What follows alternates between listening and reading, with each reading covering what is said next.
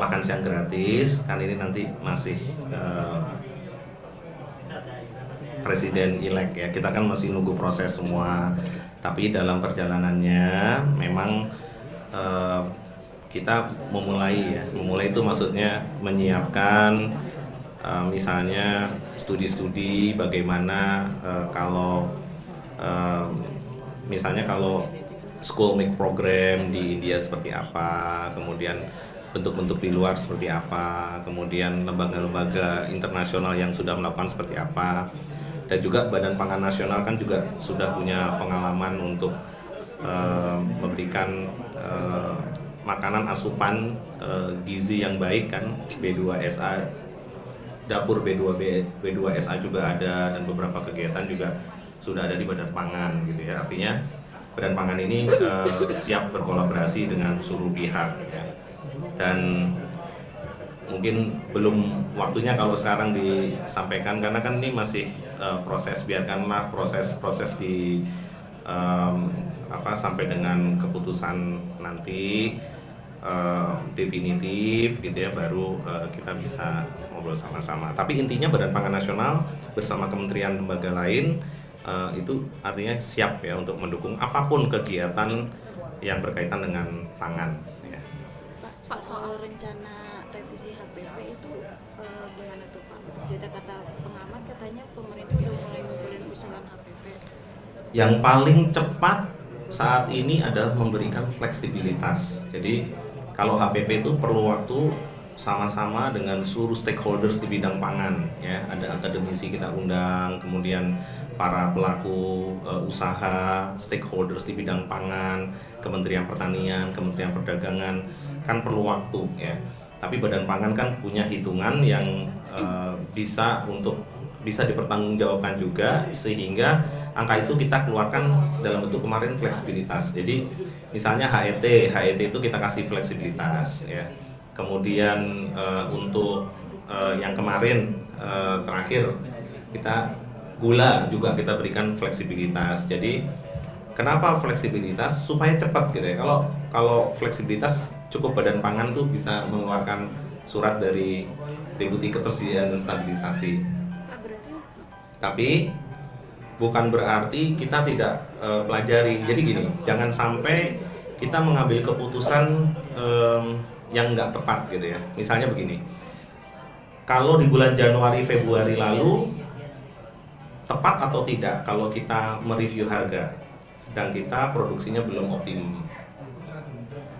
Januari Februari belum ya misalnya. Nah, kalau sekarang sudah mulai banyak, ini harusnya waktu yang tepat untuk kita sama-sama mereview.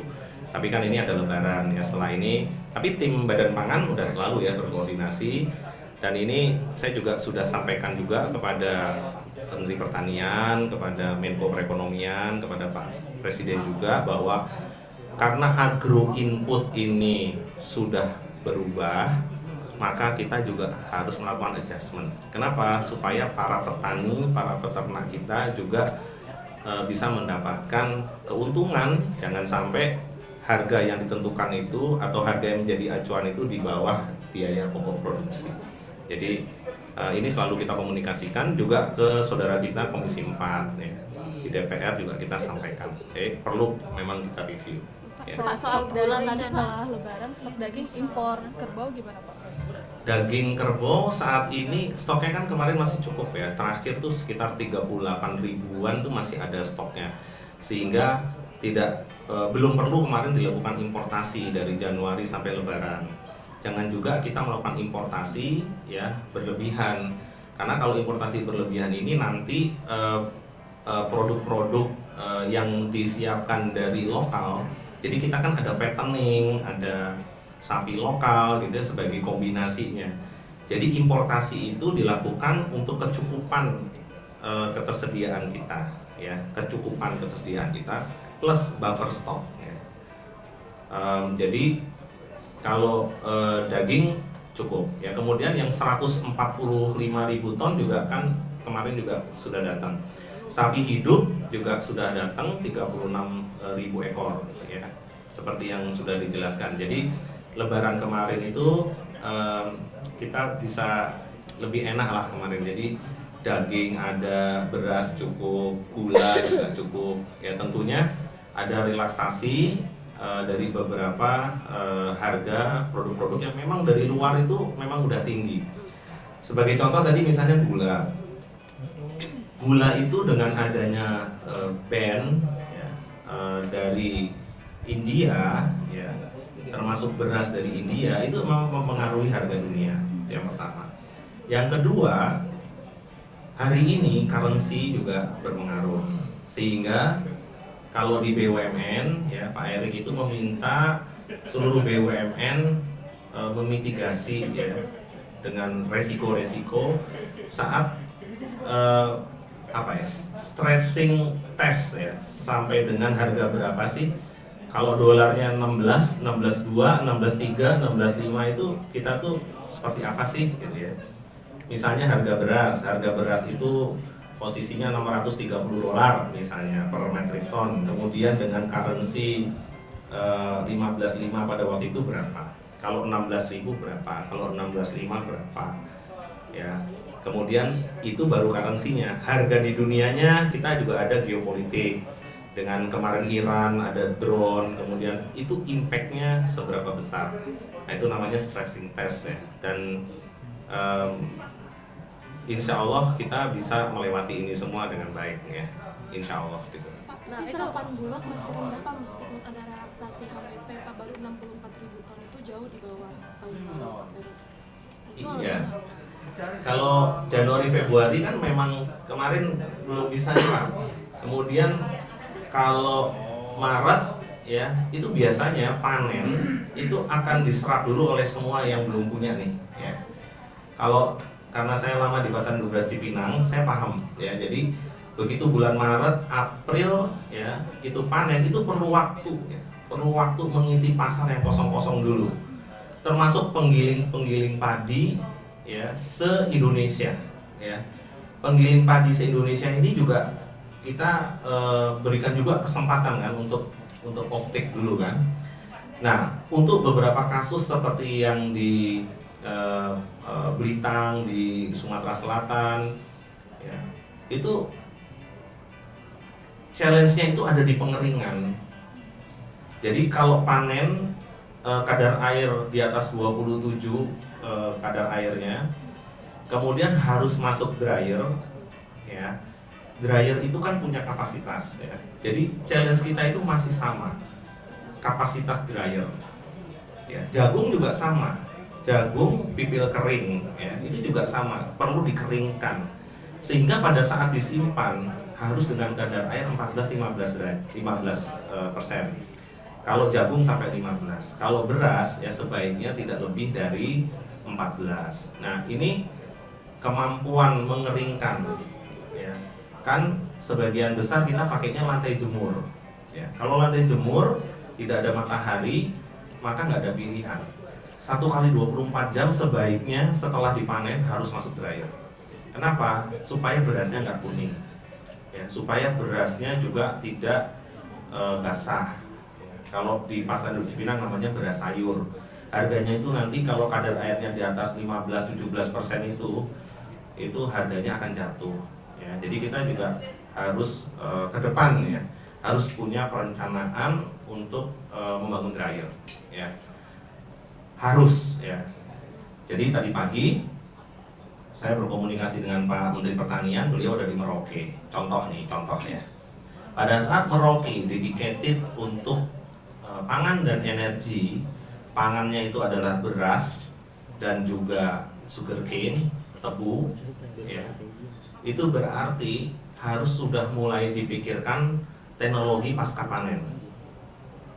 Jadi kalau kita bangun suatu food estate di satu tempat, jangan sampai nanti Pak Mentan udah produksi banyak, kemudian pasca panennya tidak disiapkan. Jadi pasca panen itu harus terintegrasi dengan production. Pasca panen harus terintegrasi dengan production. Kemudian berikutnya lagi adalah storage. Ya, kita harus simpan sebagai cadangan pangan. Sebagai kalau Bulog cadangan pangan pemerintah, RNI cadangan pangan pemerintah. Nah itu supaya kita bisa sampai ke panen berikutnya, gitu ya. Ada tidak ada panen, ya, Bulog harus punya stok, setuju? Ada tidak ada panen, apalagi ada panen, tugasnya dua, stabilisasi harga di petani sesuai dengan HAP, harga acuan pembelian, dan satu lagi harga untuk konsumen. Jadi dua-dua tetap harus dijaga, ya. Pak, relaksasi premi kan sampai 23 April. Itu 24 April, ya 24 kembali. Betul. Itu bakal diperpanjang atau Nanti kita lihat sama-sama. Kalau saya sih pengennya begini ya, kita duduk hitung sama-sama. Ini masih ada waktu, ya. Kemudian saya akan laporkan pada kementerian lembaga terkait, termasuk Pak Presiden, apa yang paling baik.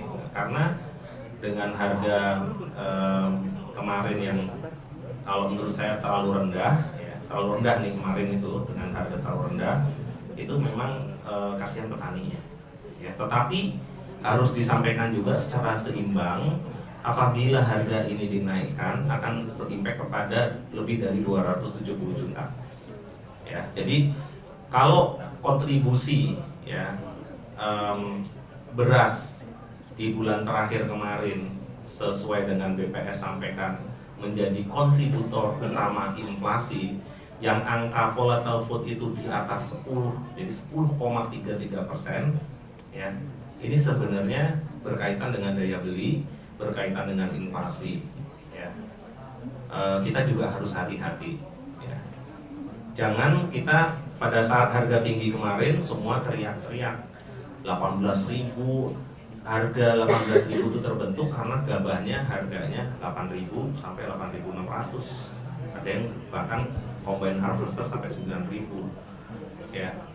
Jadi publik harus mengetahui bahwa bila agro input itu naik, bila faktor-faktor atau variabel cost dari pembentuk harga beras atau apapun komoditas itu naik, itu memang harus disesuaikan supaya petani, peternak, ya, ayam, telur, segala macam itu masih tetap mau beternak dan kemungkinannya bisa dilanjutkan, bisa di drop atau dilakukan review untuk dinaikkan, bisa, semuanya bisa. Sekarang nggak ada yang menyangka bahwa Iran akan pakai drone nyerang, betul nggak? Nggak ada yang menyangka bahwa Rusia dengan Ukraina seperti itu panjang gitu ya waktunya. Nggak ada yang menyangka currency sampai 16.2, betul? Nah, tugas kita semua sama-sama, termasuk teman-teman media, ya, memberikan ambience, ya. Jangan kita suka dengan kondisi-kondisi bahwa kita ini menerima kondisi yang kayak begini terus nggak kasih solusi gitu ya. Jadi solusinya adalah kita perlu cadangan pangan pemerintah, solusinya kita perlu menyiapkan, ya, pasca panen, mendukung apa yang dikerjakan Pak Amran, sahabat saya hari ini, ya. Beliau kerja keras. Hari pertama, kedua seperti ini beliau udah di Merauke, ya. Kepala Badan Pangan Nasional, ya, setiap hari komunikasi sama teman-teman semua, juga melakukan hal yang sama, ya. Termasuk isu mengenai harga jagung yang jatuh di Sumbawa segala macam, kita udah koordinasikan juga. Jadi besok kita meeting, setelah itu meeting itu maksudnya koordinasi sama seluruh pemangku kepentingan, termasuk stakeholder di bidang perjagungan plus private sector, ya. Private sector juga kita minta untuk bantu. Tadi pagi saya udah komunikasi juga mempersiapkan gudang Bulog, ya, yang di daerah ETB, ya, untuk siap setelah dikeringkan disimpan di Bulog, ya. Jadi Bulog tugasnya kan beras, jagung, sama kedelai. Yuk kita kerjaan sama-sama. Jadi gini, ya, jangan sampai pada saat panen harganya jatuh terlalu rendah, ya. Jangan juga pada saat kosong seperti kemarin harganya 9.000. Berarti akan dibuat floating sampai panen raya? Enggak, bukan floating. Kita kan Maksudnya enggak apa? floating. Belum akan diubah atau apa sampai dengan panen raya April Mei? Enggak, jadi sekarang angka 6.000 aja kita pertahankan setengah mati, ya, hari ini. Ya, maunya itu orang semua belinya, ya, harganya di bawah kan? Kalau enggak nanti Mbak Martia nggak nanya saya kenapa harganya 18, kenapa harganya 20. Maunya kan di bawah gitu. Nah, itu yang sebenarnya harus dijelaskan kepada seluruh masyarakat, kepada publik. Kalau harga gabahnya itu 8.000, 9.000, maka harga berasnya itu akan 18, 20.000. Jangan pas harga berasnya 20.000 semua media menyampaikan pemerintah tidak bisa menghandle harga. Bukan, ini teori supply and demand, sederhana banget. Terus ada pertanyaan, kenapa sudah import harganya tetap? Loh, justru importasi kita adalah importasi yang terukur. Kan kita udah janji bahwa importasi yang dilakukan terukur, ya, tidak mengganggu petani. Betul nggak? Dan terbukti kan setahun kemarin dilakukan importasi sekitar 3 juta ton. Mbak Dewi kan monitor terus, ya. Importasi dilakukan 3 juta ton, tetapi harga di petani tetap baik, betul nggak? Nah, kita maunya begitu. Kalau misalnya memposisikan dirinya supaya harga murah, mudah nggak? Mudah, import aja yang banyak, murah pasti, gitu. Tapi kita nggak mau seperti itu. Nah, kasus gula itu agak terbalik, harga di luar lebih tinggi daripada kalau kita produksi dalam negeri. Nah, kalau yang seperti ini sebenarnya waktunya kita genjot produksi dalam negeri. Berarti apa? Bibit tebunya disiapin, ya, lahannya disiapin, pupuknya disiapin, standby buyernya meng-offtake berapapun tebu yang ditanam, ya. Karena bulan depan ini nanti saya mau ajak teman-teman media main ke pabrik gula di Jawa Timur. Ya, jadi setelah ini bulan depan sudah musim giling tebu. Tahu nggak artinya apa? Artinya kita harus siapin BUMN di bidang pangan, kemudian private sector untuk menyerap tebu dan menjual gula dengan harga yang baik. Jadi dibeli, kalau dulu kan 10.000, kemudian 11,5, 12,5, ingat nggak? Kita naikkan terus kan harga di tingkat petaninya 12.500. Nah, ini sekarang harus berapa? Dengan harga di luar negeri misalnya di atas 24 sen, ya, per ons. Ya, itu harus dihitung sama-sama. Nah, kemarin Lebaran berapa hari ya? Nah, ada kok, nanti saya update ya. Nah, harusnya ada surat Pak Deputi ketersediaan stabilisasi, ya, ke seluruh retail, ke seluruh pelaku gula. Bulan ini itu panen 4,9, bulan depan sekitar 3 juta ton, ya, itu waktunya kita semua untuk serap, ya. Importasi itu dilakukan, ya, oleh Bulog. Seandainya tetap berjalan pun itu masuk ke gudang dan itu disimpan. Jadi tidak ada kaitannya dengan harga di tingkat petani. Kalau harga di tingkat petani sekarang itu jatuh karena panennya bebarengan, kemudian basah, ya, kemarin, kemudian kapasitas dryer, satu lagi libur Lebaran. Jadi begitu tidak, kalau petani pengennya sebelum Lebaran, teman-teman petani, seluruh petani ini panen supaya ada untuk Lebaran gitu loh. Tapi begitu penggiling padi, pasar induk Cipinang, semua itu stop seperti kemarin, ya, maka harga itu juga jatuh karena nggak ada yang nyerap gitu ya. Nah, sekarang semua on kembali, ya, kita siapin serap, termasuk ada importasi. ya, pokoknya nomor 1 ketersediaan dari dalam negeri itu nomor 1, ya. Nomor kan lagi panen sekarang, ya, lagi panen. Angkanya berapa tadi Pak, maaf? Boleh Yang mana? bulan ini angka panen beras? Panen bulan ini 4,9 bulan April. GKG ya? Gabah? 4, enggak. Setara beras. Setara beras 4? 4,9 juta. Yang kemarin juta ton. Yang kemarin bulan lalu dari 3,5 naik 3,8 juta ton. Ini KSA BPS, jadi kita semua sekarang pakainya sama, KSA-nya BPS. Pak Panas ngasih target nggak sih Pak ke Bulog untuk menyerap berapa banyak di selama periode panas? Ya, kalau saya pengennya, kalau Pak Presiden pengennya Bulog tuh punya 3 juta minimal. Kalau penugasan dari Badan Pangan kan 2 juta gitu ya. Kenapa 2 juta? Karena 1,2 juta tonnya itu dipakai untuk SPHP, ya. Kemudian kita juga punya bantuan pangan, ya, yang untuk 22 juta KPM Januari sampai Juni. Kita nggak tahu apakah nanti masih bisa dianggarkan sampai dengan September dan lain-lain, tetapi seharusnya mekanisme ini tetap dijalankan, ya. Menyerap produksi petani, dibeli dengan harga yang baik, ya. Kemudian dipakai program captive yang dimiliki oleh pemerintah, ya, dan juga untuk masuk ke market, gitu. Jadi semua harusnya instrumen ini dijalanin. Karena kalau nanti kita serap, kemudian tidak diberi kesempatan untuk hilirisasi, juga kayak dulu kan, stok bulog terlalu lama, kualitasnya menurun, nanti disposal, salah lagi kita, ya.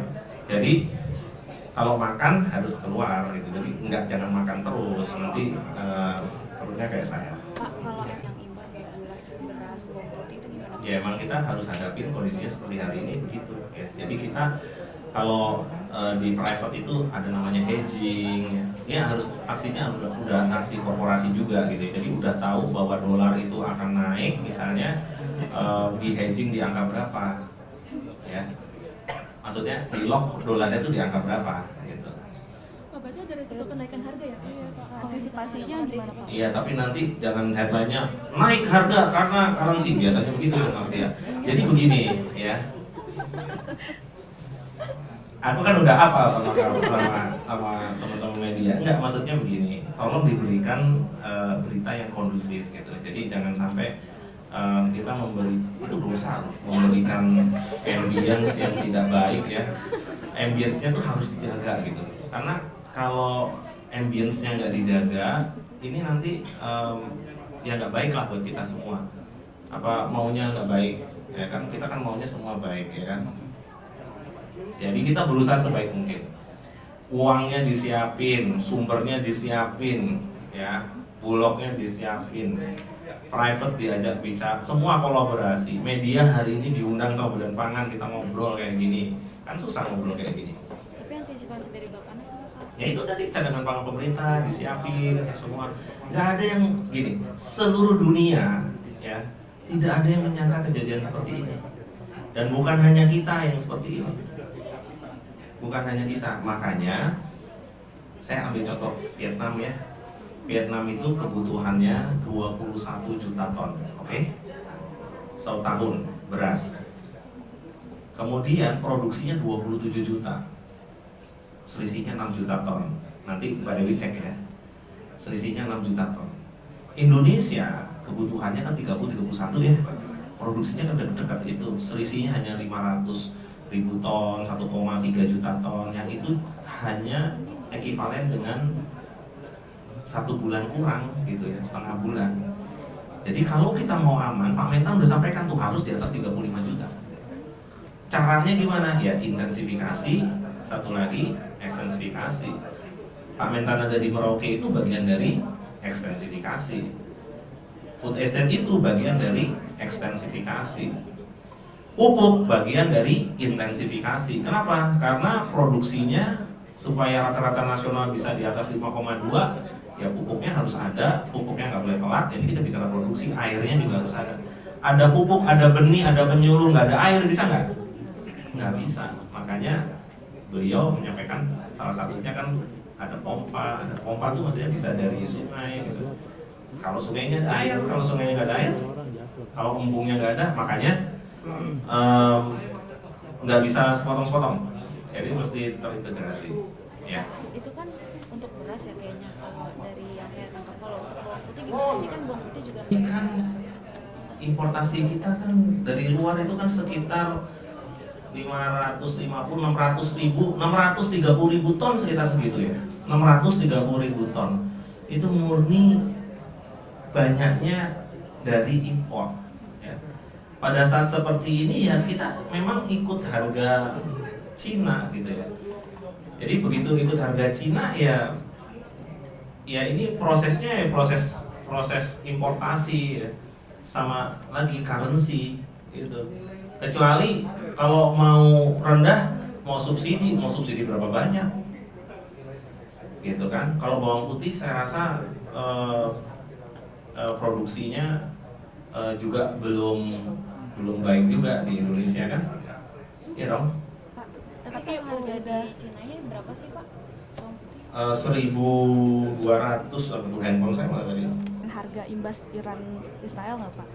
Kan kalau misalnya Kemenko Perekonomian udah menyiapkan skenario dari 2 bulan ke depan nanti gimana? Iya, itu yang saya cerita tadi ya. Artinya korporasi kan, misalnya hedging dolar itu di lock berapa, kemudian kontrak, ya, kontrak berapa lama, ya.